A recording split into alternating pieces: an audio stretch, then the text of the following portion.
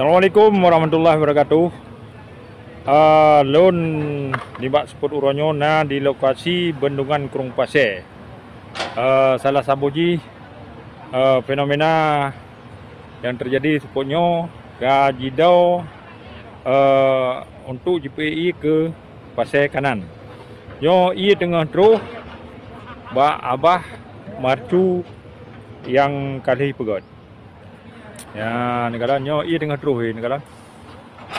Baik. Yo masyarakat mendung agak kalau ni. Ya. Yo pintu kali rumpu segala macam. InsyaAllah yang untuk Pasir Kanan kajiat siap-siap untuk nejak ulang.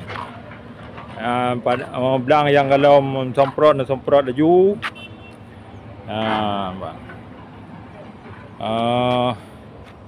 Yang memang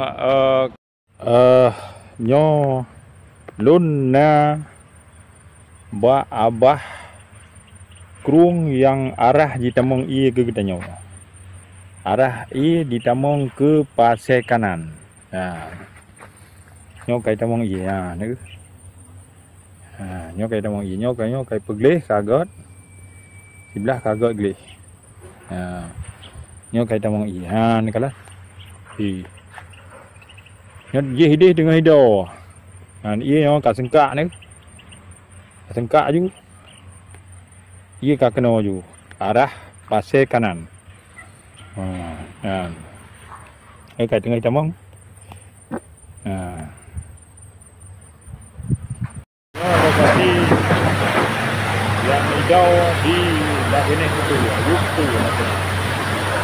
Ini itu yang adalah dalam mendukung tengah-tengah BOP mungkin tengah pasal tanah ada dulu orang baru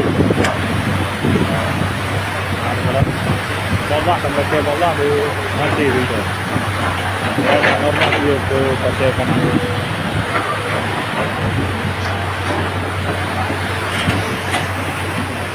ini berkat ya kalau demikian.